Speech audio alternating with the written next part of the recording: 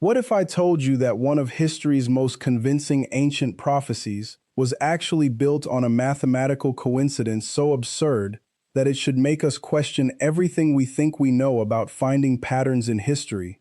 You've probably heard the story. A Sumerian tablet from around 2000 BC contains what looks like a precise numerical description, and when modern physicists analyzed the weight of light using Einstein's mass-energy equation in 1905, the numbers allegedly matched. It's the kind of narrative that makes people believe ancient civilizations possessed knowledge that shouldn't have been possible. Ancient aliens, lost science, divine intervention, take your pick. But here's what nobody talks about. We're witnessing one of the most sophisticated cognitive biases in modern thinking, and it doesn't have anything to do with the tablet itself. It has to do with how we search for meaning in numbers. Let me show you how this actually works. The human brain is a pattern-matching machine. Evolutionarily, that made sense. Our ancestors who could spot patterns, the sound of a predator before they saw it, the shape of a threatening shadow, survived. Those who didn't. Pattern recognition kept us alive. But in the modern world, we're searching for patterns in a universe so vast, so full of numbers and symbols and coincidences, that if we look hard enough, we'll find connections everywhere. This phenomenon has a name: apophenia. It's the tendency to perceive meaningful connections between unrelated things, and it's more powerful than most people realize. When we're emotionally invested in an idea, when there's a story that excites us, that makes us feel like we've uncovered a secret truth, our brains become actively hostile to evidence that contradicts it. So let's examine the actual claim. According to the popular narrative, a Sumerian tablet contains a number that describes the weight of light. Now, pause on that phrase for a moment. Light doesn't have weight in the classical sense. What Einstein actually discovered in 1905 was that mass and energy are equivalent. E equals mc squared. Energy, which includes light, has a mass equivalent. But it's not that light has weight. It's that energy can be converted into mass mathematically. The problem starts here. If we're comparing ancient astronomical observations or dimensions from a tablet to a modern mathematical discovery, we need them to be measuring the same thing. And here's where the story becomes flexible. The Sumerian number that supposedly matches this discovery can be interpreted in multiple ways depending on what unit system you apply. Was it a weight, a dimension, an astronomical measurement, a purely ceremonial figure? The beauty and the danger of ancient numerical symbols is that they're interpretable. They lack the rigid mathematical context that would let us say definitively, this meant exactly this quantity. Here's the real investigation nobody does. How many Sumerian tablets exist that contain numerical descriptions? Hundreds, thousands, if you count fragments. And how many numbers do modern scientific discoveries produce? In physics alone, constants, ratios, and derived quantities number in the tens of thousands, if not more. When you have thousands of ancient numbers and tens of thousands of modern scientific values, the probability that some of them will match, purely by chance, approaches certainty. It's not a coincidence. It's statistical inevitability. Think about it this way. If I gave you the phone numbers of everyone in a city of 1 million people, and I asked you to find one that matches a particular sequence I picked from a book, you'd find matches. Not because the book was prophetic, but because statistical probability says you will. This is called the Texas sharpshooter fallacy. A marksman shoots wildly at a barn, then draws a target around the bullet hole, and declares himself an expert. In the case of the Sumerian tablet, we're doing the same thing. We identify a number from ancient history. We search through modern scientific discoveries until we find something that seems to match, and then we claim it was prophecy. But the deeper issue, and this is what fascinates me, is what this reveals about how we construct historical narratives. We don't discover stories, we create them. And we create them using the same biases and shortcuts our brains use every single day.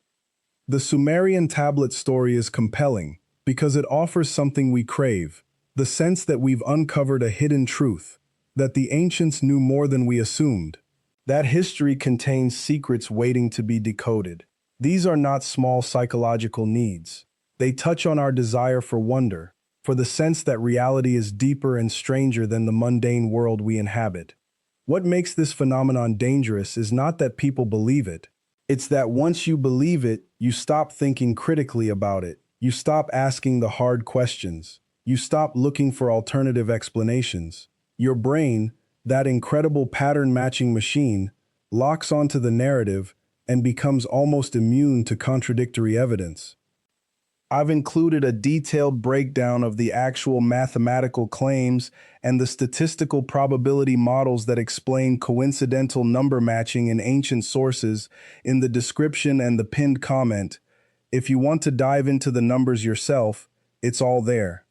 But here's what I want to leave you with. This doesn't mean the ancients were stupid.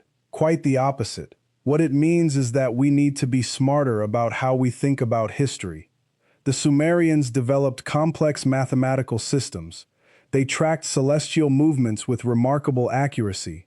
They built cities and managed large populations. These are genuine intellectual achievements. The problem is that we feel compelled to make them seem even more impressive by attributing to them knowledge they couldn't possibly have had, and in doing so, we actually diminish what they accomplished. We replace genuine wonder with false miracle. We substitute real historical achievement with fictional prophecy. There's a lesson in this for how we think about truth in general. We live in an age of infinite information. We have access to more data than any human in history could possibly process. And yet we use this abundance not to become more discerning, but more susceptible to pattern matching. We scroll past thousands of pieces of information each day, our brains unconsciously flagging anything that feels significant. The internet age has weaponized apophenia. Algorithms feed us content based on what engages us, which means they feed us more of what we already believe. We seek out sources that confirm our biases. We interpret ambiguous information in ways that align with our existing worldview. And if we find a number that matches, a date that's close, a symbol that looks similar, we weave it into a narrative. The antidote to this is intellectual humility, not the false humility of claiming you know nothing, but the genuine humility of acknowledging how easily your brain deceives you. It means being willing to look at evidence you don't want to see. It means asking, is there another explanation? Even when the first explanation is satisfying. Because here's the truth. History is strange enough without embellishment. The real story of how ancient civilizations developed sophisticated mathematical and astronomical knowledge is fascinating. The actual process of how scientific discovery happens is remarkable.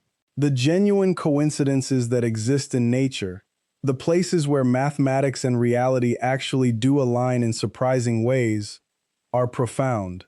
We don't need fake prophecies. We don't need to pretend ancient people knew Einstein's equation. Reality, studied honestly, is stranger and more wonderful than any fiction we can invent. If you want to go deeper into how confirmation bias shapes our understanding of history, I've put together a comprehensive resource about the psychology of pattern recognition and how it affects historical interpretation. You'll find it in the channel description, and I've pinned it to the top of the comments as well. It's more technical than this video, but it's worth the read if you're genuinely interested in understanding how we fool ourselves. So here's my question for you. How many times have you found a pattern that seemed too perfect to be coincidence? How many times have you been so convinced of a connection that you never questioned it? The real mystery isn't what the ancients knew. It's how our own minds work and how easily they can trick us. Thanks for watching. If this made you think differently about how we construct historical narratives, please hit that like button and subscribe so you never miss a new upload. And turn on that notification bell, because we're always digging into stories that mainstream history overlooks, and I'd love for you to be there when we uncover the next one. See you in the next video.